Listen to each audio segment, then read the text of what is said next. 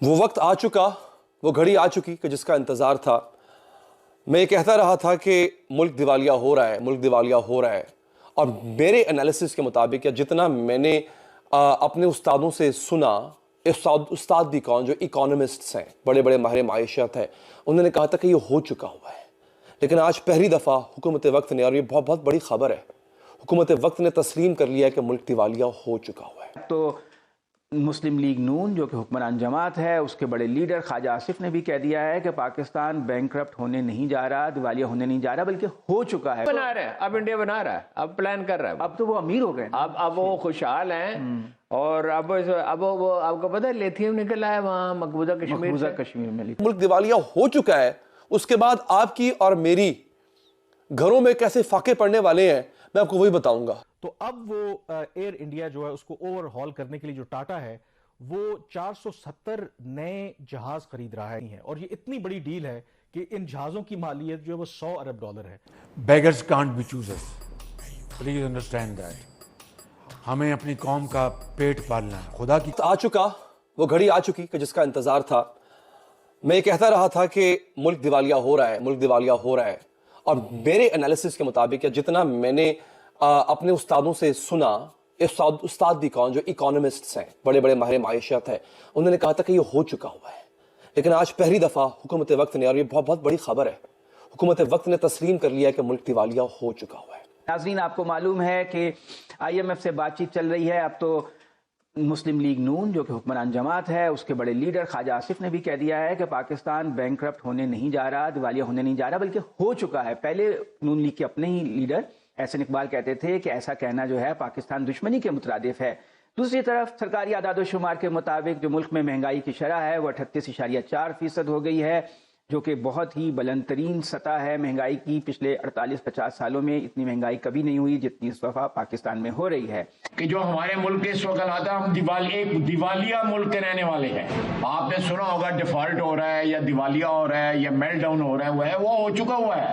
ویسے ہارون صاحب، انڈیا نے تو موٹر ویز نہیں بنائی، وہ 600 ارب بنگلہ دیش نے نہیں بنائی، اب بنا رہا ہے، اب انڈیا بنا رہا ہے، اب پلان کر رہا ہے، اب تو وہ امیر ہو گئے، اب وہ خوشحال ہیں، اور اب وہ آپ کو پتہ ہے لیتھیم نکلا ہے وہاں مقبوضہ کشمیر میں۔ آپ کی اطلاع کے لیے عرض ہے، ہمارے اخبار نویس تو کوئی ان چیزوں پہ ہم بھی اس کو قصوروار ہیں، کام نہیں کرتے۔ پاکستان میں بھی موجود ہے، تو پاکستان میں لیتھیم موجود ہے، یہ گھبرانے کی بات نہیں۔ ایسے ہم نے منصوبے بنائے قرضے لے کے جس سے آمدن نہیں ہوتی، پیداواری نہیں ہے، تو آج ہم گھاٹے میں جا رہے ہیں، دیوالیہ ہو گئے۔ نہیں، صرف یہی نہیں، اس میں سے ہم نے کھایا۔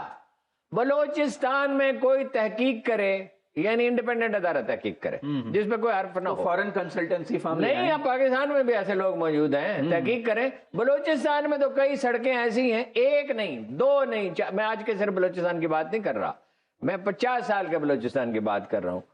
کئی سڑکیں ایسی ہیں جو کبھی جن پہ 1 روپیہ بھی خرچ نہیں ہوا۔ میں نے آپ کو پوری خبر دینی ہے، آپ کو بتانا ہے ابھی کہ کس لیڈر نے، یہ کس بندے نے کہا ہے، اور یہ جو کہہ رہا ہے کہ ملک دیوالیہ ہو چکا ہے، اس کے بعد آپ کی اور میری گھروں میں کیسے فاقے پڑنے والے ہیں، میں آپ کو وہی بتاؤں گا۔ سمجھ رہے ہیں آپ؟ خواجہ آصف نے کہا ہے کہ ملک دیوالیہ ہو نہیں رہا، ملک دیوالیہ ہو چکا ہوا ہے۔ یہ بہت امپورٹنٹ چیز ہے جو میں آپ کو بتا رہا ہوں، یہ انتہائی امپورٹنٹ چیز ہے ناظرین جو میں آپ کو بتا رہا ہوں۔ ہم دیوالیہ ہو چکے ہوئے ہیں، اب اگلا مرحلہ کیا ہے؟ دنیا نے ہم سے پیٹ کرنا شروع کر دینی ہے۔ آپ مجھ سے پوچھتے تھے نا کہ ملک دیوالیہ ہو جائے تو کیا ہوتا ہے؟ یہ ہوتا ہے، آپ یہ ایسے ہی جیسے آپ کو کسی ایک گھر میں بند کر دیا جائے، آپ باہر نہیں نکل سکتے، آپ کاروبار نہیں کر سکتے۔ آپ اپنا کاروبار تو کر لیں گے جا کے، لیکن ملک پیسے کیسے کماتا ہے؟ ملک پیسے کماتا ہے پوری دنیا سے کاروبار کر کے۔ آپ کے ملک میں پیسے کہاں سے آئیں گے؟ ایکسپورٹ کر کے۔ جب آپ دیوالیہ ہو جاتے ہیں تو پھر آپ سے کوئی مال نہیں خریدتا، آپ کی بنائی ہوئی پروڈکٹس کوئی خریدے گا نہیں، آپ کے پاس ڈالر نہیں ہوں گے، آپ کے ملک میں ڈالر نہیں آئیں گے۔ ایران والا حال ہوگا، $1 پتہ نہیں کتنے لاکھ ایرانی تمن کا ہے۔ پتہ نہیں ایرانی کرنسی کے ساتھ کیا ہو رہا ہے؟ $1 اس کے بے شمار کتنے لاکھ ایرانی تمن بنتے ہیں۔ یہ حال ہوگا، پیسے کی قدر ختم ہے۔ میں جتنا آج پریشان ہوں نا اپنے ملک کو لے کر کے، اتنا میں آج سے پہلے کبھی پریشان نہیں ہوا ناظرین۔